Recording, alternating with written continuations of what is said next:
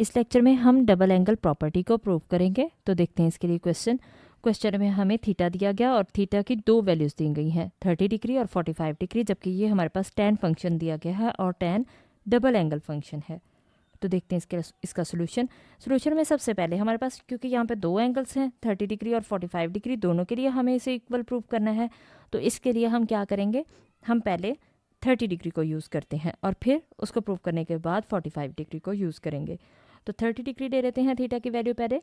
तो जहाँ पे थीटा आ रहा है वहाँ पे क्या आ जाएगा, 30 डिग्री आ जाएगा। जहाँ जहाँ थीटा नज़र आ रहा है हमें वहाँ पे हम 30 डिग्री वैल्यू लगा देंगे। अब 230 से मल्टीप्लाई होगा तो कितना हो जाएगा 60।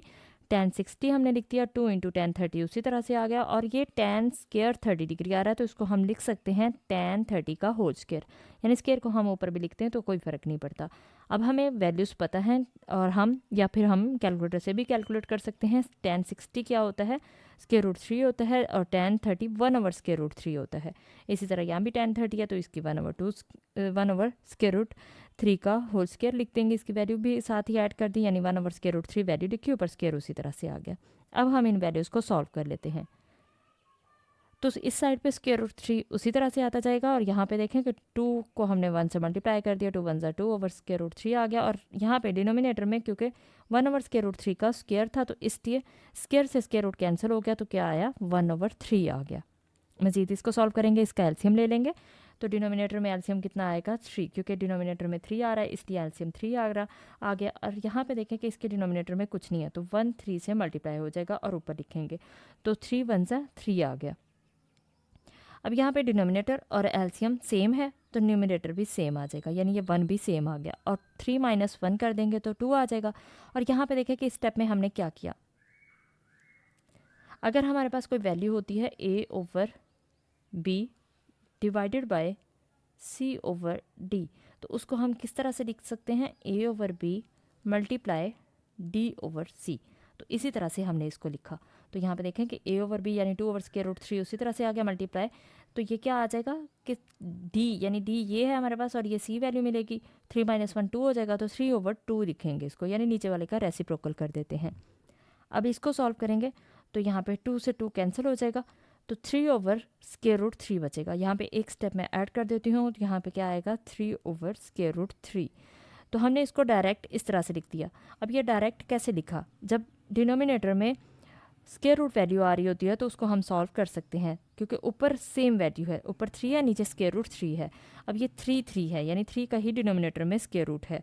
तो इसको हम कैसे सॉल्व करते हैं, इसको हम कॉन्जुगेट से मल्टीप्लाई करते हैं और उसी से डिवाइड करते हैं, यानी 3 का कॉन्जुगेट √3 का √3 ही होता है।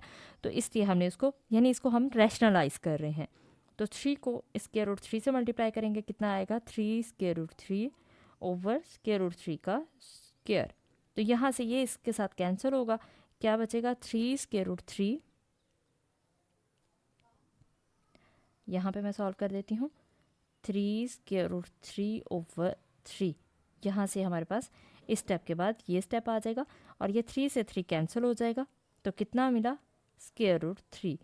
तो याद रखें, अगर ऊपर सेम वैल्यू आ रही हो और नीचे उसका स्क्वायर रूट हो तो उसको हम ऊपर वाली वैल्यू पे स्क्वायर रूट लगा के ये ख़त्म हो जाता है। और वो कैसे ख़त्म होता है ये प्रॉपर मैंने इसको सॉल्व कर दिया है। तो ये हमारे पास दोनों लेफ्ट हैंड साइड इक्वल आ गई राइट हैंड साइड की, यही हमें प्रूव करना था। अब हम थीटा की वैल्यू यूज़ करेंगे 45 डिग्री। तो जहाँ पे थीटा आ रहा है वहाँ पे हम 45 डिग्री लिख देंगे।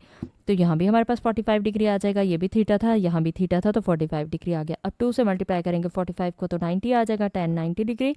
और ये न्यूमिनेटर वैल्यू तो उसी तरह से आ जाएगी। डिनोमिनेटर में हम क्या करेंगे, tan स्क्वायर है तो इसको होल स्क्वायर लिख लेंगे, यानी tan 45 का होल स्क्वायर, क्योंकि हमें इसकी वैल्यूज पुट करनी है। tan 90 क्या होता है, इन्फिनिटी होता है। हम जानते हैं अगर हम इसको कैलकुलेटर पे कैलकुलेट करते हैं तो हमारे पास एरर आ जाता है, यानी जहाँ एरर आ जाए उसका मतलब इसका आंसर क्या है, इन्फिनिटी है। तो 2 इंटू tan 45 हमें पता है कितनी वैल्यू होती है, 1 होती है। कैलकुलेटर से कैलकुलेट करें तब भी 1 मिलेगी और tan 45 की वैल्यू 1 आ गई। 1 का स्क्वायर क्या करेंगे, सॉल्व करेंगे तो 1 आ जाएगा। 2 1 ज़ा 2 हो गया ऊपर और 1 - 1 आ गया। अब 1 - 1 डिनोमिनेटर में 0 आ रहा है, 1 - 1 मतलब 0।